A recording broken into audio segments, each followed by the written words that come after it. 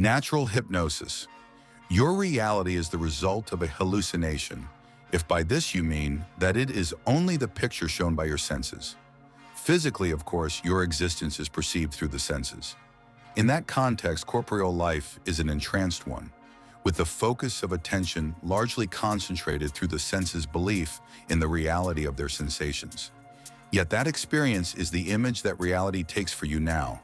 And so in other terms, earthly life is one version of reality. Not reality in its entirety, but a part of it. It is in itself an avenue through which you perceive what reality is.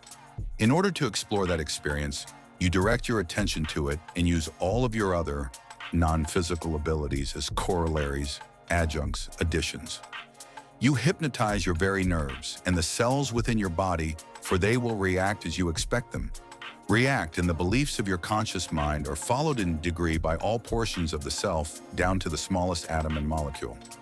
The large events of your life, your interactions with others, including the habitual workings of the most minute physical events within your body, all of this follows your conscious belief. Again, if you are ill, you may say, "I did not want to be sick." Or if you are poor, "I did not want to be poor." Or if you are unloved, "I did not want to be lonely." Yet for your own reasons, you began to believe in illness more than health, in poverty more than abundance, in loneliness rather than affection. You may have accepted some of these ideas from your parents. Their effects may have surrounded you, or you may have switched beliefs in one particular area of your life. But each can be changed if you utilize the power of action in the present. I am not saying that every one of you must or should be healthy, wealthy, and wise. I am only addressing those here now who have effects in their lives with which they are dissatisfied. In one manner of speaking, then, the suggestions you give yourselves constantly operate overall as beliefs that are reflected in your experience. Some of you are simply mentally lazy. You do not consciously examine the data that you receive. Many who make a practice of denying negative suggestions from others, asserting positive affirmations instead, actually do so because they are so fully convinced that the power of negative beliefs is stronger than that of beneficial ones. Each of you will find habitual thought patterns in your own life, backed up by resulting action, conditioned behavior as it were, by which you continually reinforce negative aspects, concentrate upon them to the exclusion of conflicting data, and so bring them into experience through natural hypnosis. Many people assign great power to a hypnotist, yet whenever you have the undivided attention of another, you act as a hypnotist to a large degree. Whenever you have your own undivided attention, you act as hypnotist and subject simultaneously.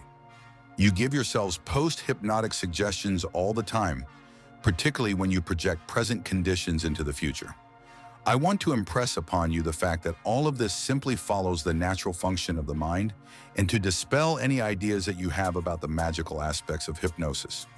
For 5 or 10 minutes a day at the most, then use natural hypnosis as a method of accepting desired new beliefs.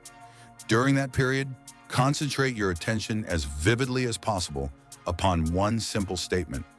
Repeat it over and over while focusing upon it for this time. Try to feel the statement in whatever way is possible. That is, do not allow distractions.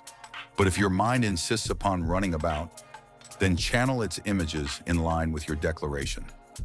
The repetition, verbally or mentally, is important because it activates biological patterns and reflects them.